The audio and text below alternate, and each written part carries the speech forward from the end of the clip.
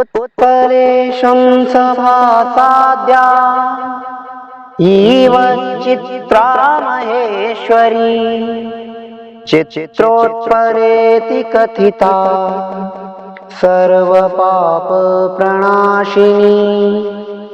नमस्कार, मैं त्रिनाथ राणा। चित्रोत्पला की धारा चलचित्र श्रृंखला की 49वीं कड़ी में आपका स्वागत है। मित्रों, इस श्रृंखला की पिछली कड़ी में हमने सिरपुर में उत्खनन से प्रकाश में आए राजमहल परिसर के अवशेषों का अवलोकन किया। आज की इस कड़ी में हम सिरपुर में ही उत्खनन से प्रकाश में आए कुछ शिव मंदिर एवं आवासीय परिसर के अवशेषों का अवलोकन करेंगे। तो आइए आरंभ करते हैं। सिरपुर में राजमहल परिसर के दक्षिण दिशा में 2 शिव मंदिर व कुछ आवासीय परिसरों के अवशेष प्राप्त हुए हैं। स्वास्तिक विहार से पश्चिम दिशा में एक मार्ग नदी की ओर जाता है। यहीं पर हमें एक अत्यंत प्राचीन भवन के अवशेष दिखाई देते हैं। संरचना के आधार पर यह कोई आवासीय परिसर ही प्रतीत होता है। अन्य भवनों की भांति ही इस भवन का आधार भाग भी प्रस्तर निर्मित है और भित्तियों का ऊपरी भाग ईष्टिका निर्मित। भित्तियों की मोटाई लगभग 3 फुट के आसपास है। भीतर प्रवेश करने पर सोपानों के अवशेष दिखाई देते हैं, जिससे यह अनुमान लगाया जा सकता है कि यह भवन भी दुमंजिला अथवा बहुमंजिला रहा होगा। भवन उत्तराभिमुखी है एवं 5 लघु कक्षों के समन्वय से निर्मित है। इस भवन की एक विशेषता यह है कि इस भवन के प्रत्येक कक्ष से जल निकासी हेतु प्रस्तर निर्मित मार्ग स्थित है। प्रत्येक कक्ष के प्रवेश द्वार का आधार भाग भी प्रस्तर निर्मित है, जिनमें आयताकार खांचे निर्मित हैं। संभवतः इनमें लकड़ी के चौखट लगे हुए थे। इष्टिका निर्मित भित्तियों में एक निश्चित ऊंचाई पर प्रस्तर निर्मित एक परत स्थित है। संभवतः भवन का भीतरी भाग इसी ऊंचाई तक मिट्टी से पटा हुआ था, अर्थात भीतरी तल यहीं तक था। प्रस्तर निर्मित इसी परत पर बाहर जल निकासी हेतु एक एक मार्ग प्रत्येक कक्ष में निर्मित है। इन्हीं मार्गों से प्रस्तर निर्मित लंबी नालियां बाहर की ओर निकली हुई हैं, जिससे प्रवाहित होने वाला जल भवन की भित्तियों को बिना क्षति पहुंचाए दूर तक निकल जाए। इस प्रकार की प्रस्तर निर्मित लंबी लंबी नालियां प्रत्येक कक्ष में स्थित हैं। इस भवन के प्रवेश द्वार के दोनों ओर इस प्रकार के सोपान व मंच बने हुए हैं, जिन्हें देखकर ऐसा प्रतीत होता है जैसे यहाँ पर द्वारपाल खड़े रहकर द्वार की सुरक्षा करते हों। इसी मार्ग में पश्चिम दिशा की ओर आगे बढ़ने पर हमें कुछ और संरक्षित मंदिरों व आवासीय परिसरों के अवशेष दिखाई देते हैं। इनमें से 2 शिव मंदिर व पुजारी निवास है।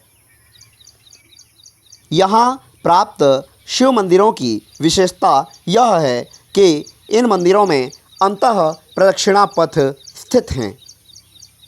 परिसर के पुरावशेषों के अवलोकन हेतु यहाँ सुंदर मार्ग भी निर्मित हैं। परिसर में प्रवेश करते ही अत्यंत प्राचीन शिव मंदिर के अवशेष दृष्टिगोचर होते हैं। मंदिर पूर्वाभिमुखी है और सम्मुख ही नंदी मंडप स्थित है। मुख्य मंदिर के चारों ओर एक मोटी व सुदृढ़ भित्ति निर्मित है, जिसके भीतर प्रदक्षिणा पथ बना हुआ है। मंदिर के मुख्य भाग मंडप, अंतराल, गर्भगृह एवं प्रदक्षिणा पथ हैं। मुख्य मंडप 2 भागों में विभक्त है। भारतीय पूजा अर्चना विधान में एक मान्यता है कि पूजनोपरांत आराध्य देव की परिक्रमा करने से जन्म जन्मांतर के पाप नष्ट होते हैं। मंदिर में मुख्य देवता गर्भगृह में विराजमान होते हैं और गर्भगृह के भीतर ही उनकी परिक्रमा संभव नहीं है। अतः उनकी परिक्रमा हेतु संपूर्ण मंदिर के चारों ओर इस प्रकार के प्रदक्षिणा पथ निर्मित किए जाते थे, जिससे संपूर्ण मंदिर की भी परिक्रमा हो जाए और आराध्य देव की भी। यहाँ भीतर के जल निकासी हेतु मार्ग भी निर्मित है। प्रदक्षिणा पथ पर्याप्त चौड़ा है जिससे एक साथ 2 लोग सरलतापूर्वक मंदिर की परिक्रमा कर सकते हैं। मंदिर निर्माण शैली में जिन मंदिरों में अंतः प्रदक्षिणा पथ निर्मित होता है उन्हें सांधार मंदिर एवं जिन मंदिरों में अंतः प्रदक्षिणा पथ निर्मित नहीं होता उन्हें निरंधार मंदिर कहा जाता है। मंदिर का मुख्य मंडप 2 भागों में विभक्त है। मंडप में उत्तरी भित्ति से संलग्न इस प्रकार का एक मंच निर्मित है जहां संभवतः पार्श्व देवी देवताओं को स्थापित किया गया होगा। मंडप के पश्चात अंतराल है जहां पुजारी बैठा करते थे एवं भीतर गर्भगृह है। गर्भगृह में योनि पीठ सहित भगवान शिव लिंग स्वरूप में विराजमान हैं। योनि पीठ खंडित अवस्था में है जिसे पुनर्योजित करने का प्रयास किया गया है।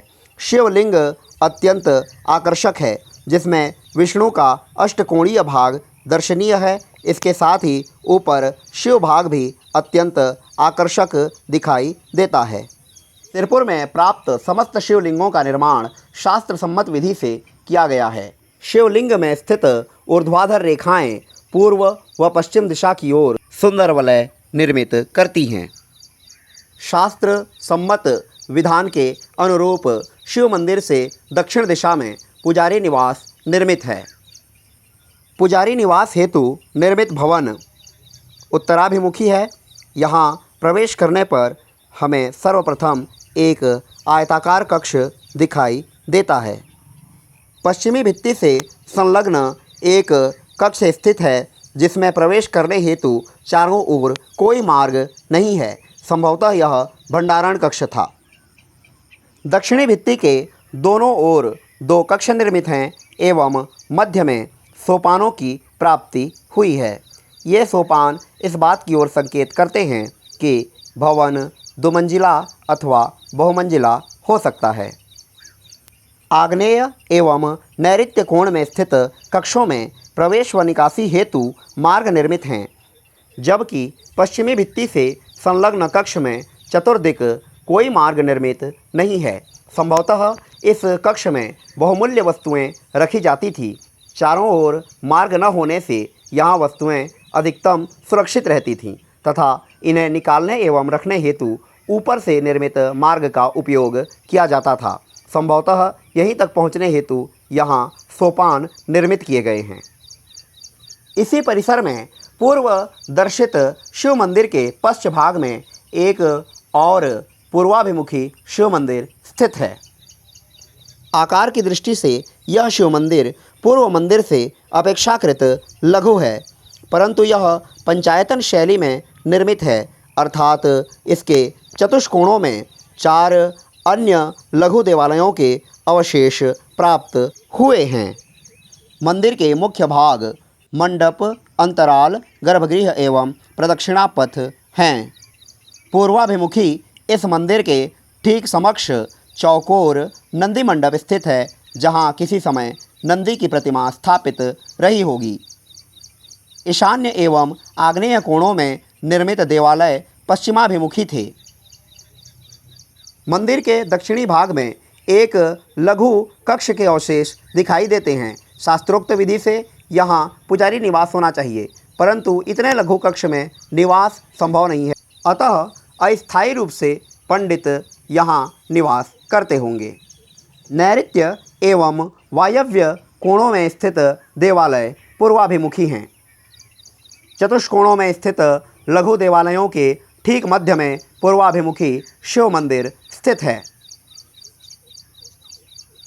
मुख्य मंदिर के बाहर भूमि पर रचित पत्थरों की संरचना को यदि हम ध्यानपूर्वक देखें तब ऐसा प्रतीत होता है जैसे ये किसी भित्ति के आधार रहे हों, और इसके मध्य स्थित मार्ग मंदिर का अंतः प्रदक्षिणा पथ है, अतः यह मंदिर भी शानदार प्रकार का है। मंदिर के गर्भगृह की उत्तरी भित्ति के निचले भाग में जल निकासी हेतु प्रस्तर निर्मित मार्ग स्थित है। मंदिर के मुख्य मंडप को देखने पर प्रतीत होता है जैसे मंडप 2 भागों में विभक्त रहा हो। सम्मुख भाग की अपेक्षा अंतः भाग कुछ अधिक ऊंचा है।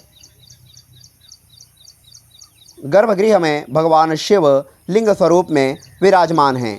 जलहरी खंडित है जिसे पुनर्रचित करने का प्रयास किया गया है। ओम नमः शिवाय।